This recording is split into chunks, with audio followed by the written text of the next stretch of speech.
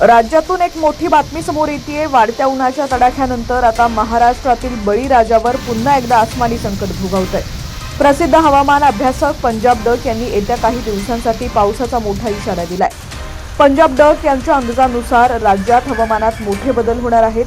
प्रामुख्याने खानदेश, मराठवाडा, पश्चिम विदर्भ आणि मध्य महाराष्ट्रातील काही जिल्ह्यांमध्ये विजांच्या कडकडाटासह वादळी पावसाची शक्यता वर्तवण्यात आली आहे। विशेषतः 1 ते 4 एप्रिल दरम्यान पावसाचा जोर अधिक राहू शकतो, असा इशारा डक यांनी दिलाय। सध्या रब्बी पिकांची काढणी अंतिम टप्प्यात आहे। अशातच होणारा हा पाऊस आणि काही ठिकाणी होणारी गारपीट शेतकऱ्यांचं मोठं नुकसान करू शकते। त्यामुळे शेतकऱ्यांनी आपली काढणी केलेली पिकं सुरक्षित ठिकाणी हलवावीत किंवा प्लास्टिक कागदाने झाकून ठेवावीत, असं आवाहन करण्यात येत आहे। हवामानातील या बदलांमुळे तापमानात घट होईल, परंतु वादळी वारे आणि विजांपासून स्वतःचा आणि जनावरांचा बचाव करणं आवश्यक आहे।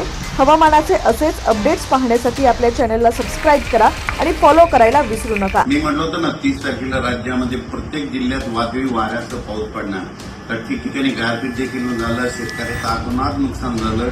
आणि आता मग शेतकऱ्याची परत फोन येईल की पाऊस कधीपर्यंत, तर राज्यातल्या सर्व शेतकऱ्याला सांगू इच्छितो की त्या मागील अंदाजात सांगितलं की राज्यामध्ये 3 तारखेपासून 3 एप्रिलपर्यंत पाऊस पडणार आहे। तर सांगायचं झालं तर 31 तारीख, 1, 2, 3, 4 एप्रिल आणि 5 एप्रिलपर्यंत राज्यामध्ये असंच अवकाळी पाऊस सावट राहणार आहे, म्हणून हा अंदाज सर्व शेतकऱ्यांनी लक्षात घेतला।